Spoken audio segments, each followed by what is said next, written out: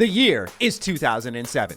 Developers were embracing the power of the Xbox 360 and PS3. The iPhone was introduced to the public for the first time, which has helped lead us to the dystopia that we live in today. The media phenomenon known as Halo 3 was well on its way, and I was finally beginning to develop that Mr. Matty swagger that you're all familiar with nowadays. I mean, look at this king right here. Fun fact. This was my profile picture from MySpace, alright? So, while I was off impressing my friends and playing a disgusting amount of Mega Man Battle Network, one of my eventual favorite RPGs had entered the world. It was exclusive to the Xbox 360 and hailed from the creators of Final Fantasy, who formed their own studio known as Mistwalker to make what we all know now today as Lost Odyssey.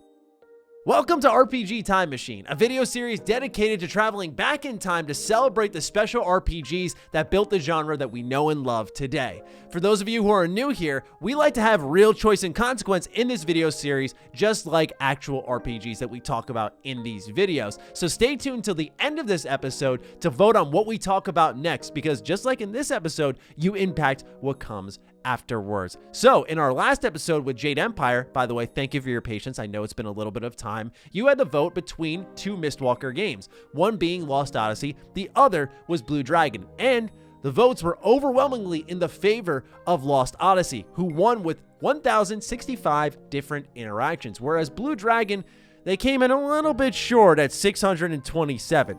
So remember, all of this original content is supported by you over on Patreon. Thank you to those who make this possible and who consider signing up. And without further ado, let's talk about Lost Odyssey.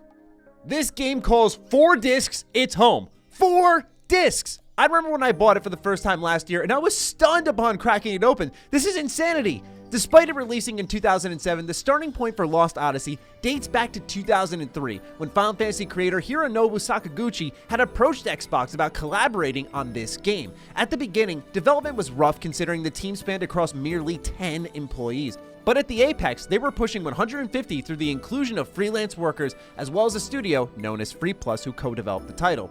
Also joining the project was Final Fantasy composer Nobuo Uematsu, who a lot of you may be familiar with, and with some staff who had worked on the likes of Legend of Dragoon, as well as Phantom Dust involved, this quickly began to take shape into Xbox's very own Final Fantasy game, which is certainly a compelling offer for the platform. Xbox in particular was interested in this game because they wish to have a larger impact in Japan, a region that still eludes them to this very day. Despite this game not making the brand a major player in Japan, I'm so glad they took the risk and invested heavily in this game, as it has quickly become one of my favorites. I mean, one look at it and you can see how substantial the budget was for a JRPG in 2007. You play as Kaim. He's joined by a group of immortals who have roamed the planet for centuries, experiencing many years of conflict, strife, plagues, and plenty more. The catch?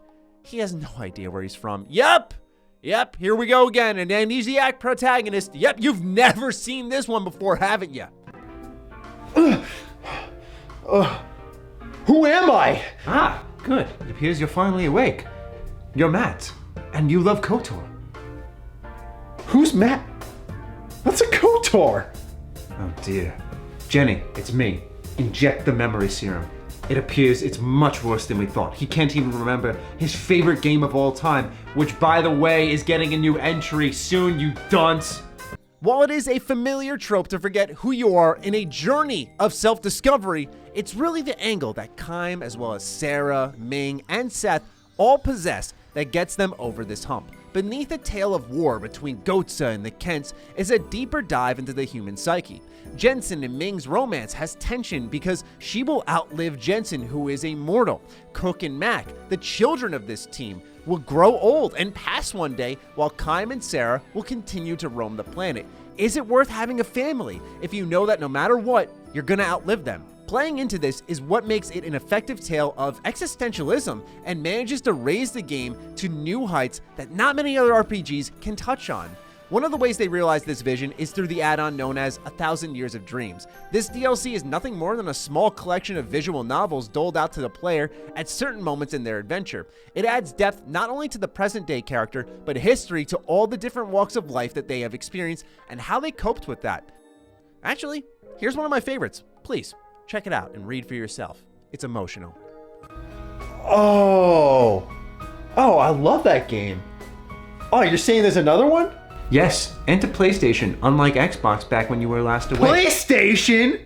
So I'm sitting here realizing it's pulling at my heartstrings, which was so beyond expected. Like, do you know who you're dealing with right now? This is the one-time 2014 fantasy baseball champion. You don't get to make me cry. I stare at your game and it cries. Yes, I wore this in college with pride. Also, at the heart of this plot is this new resource known as magic energy, which is fueling, no, I'm not sorry for the pun, the magic industrial revolution. It manages to blend fantasy with major leaps in technology and creates these awesome, visually stimulating locales to explore.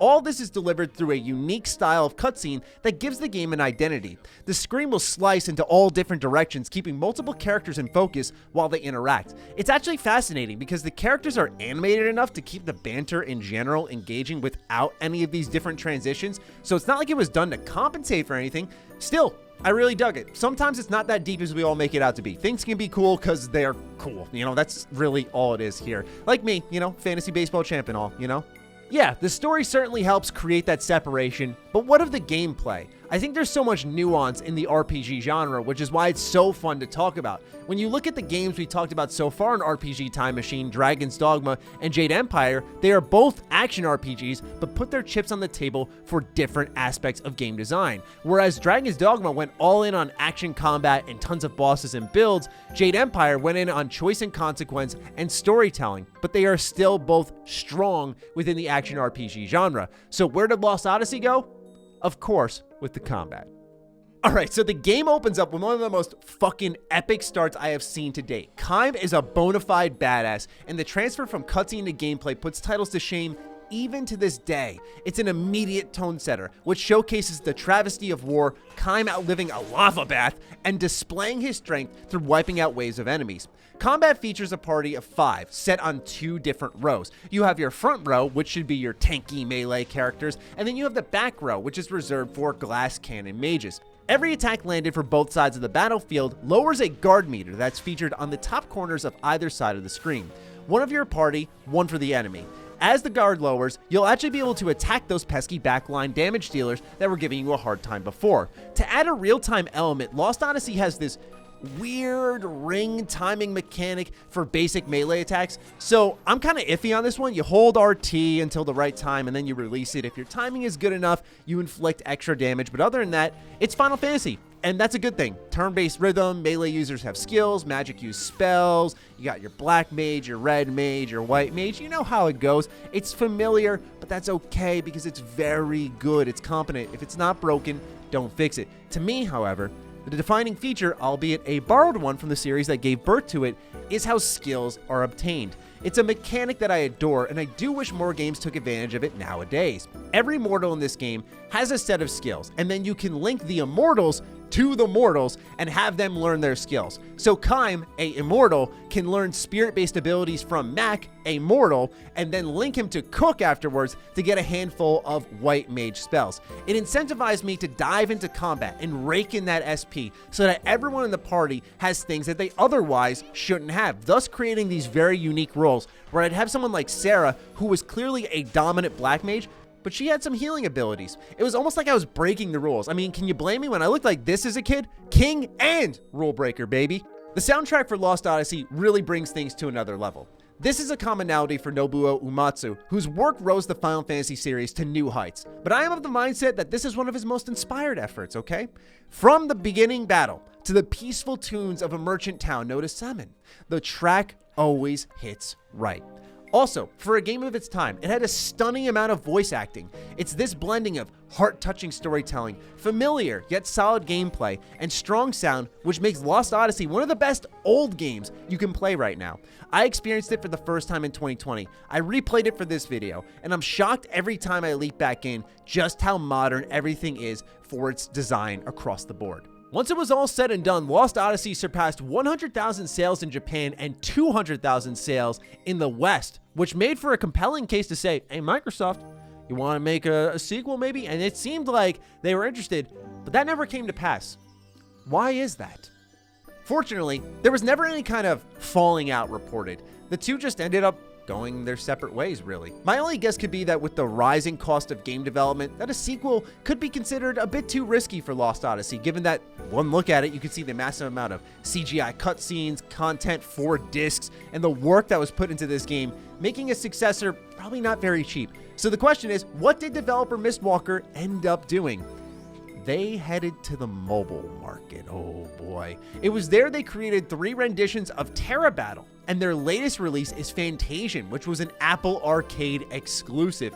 Never in my life have I seen such a drastic transformation for a team like this. For how great these games are viewed, whether it be Blue Dragon or Lost Odyssey or their follow-up on the DS with another Blue Dragon game, it is miraculous to me that this once heralded console developer is pretty much making mobile JRPGs exclusively for your phone. What you also may be wondering is if Lost Odyssey could come back in any way, shape, or form, whether it be a remaster, a remake with new bells and whistles, maybe even a sequel.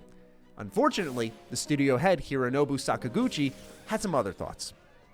In a recent interview, he said, "To be perfectly honest, there aren't any plans for any remakes at the moment. I would personally find myself more attracted to the idea of coming up with another original story or world or building something new." Fortunately, their games live on through backwards compatibility. So if anything I talked about from Mistwalker on the Xbox 360, whether it be Blue Dragon or, of course, Lost Odyssey, interests you, then feel free to pick up a physical copy because you could throw that disc right into your console, whether it be the Xbox One or the Series consoles, and boom, it runs as expected. But beyond that, I think their time working on console games is far behind us, and it's time to hang up our hopes for something more in the Lost Odyssey franchise, even if it's something I would be thrilled to see.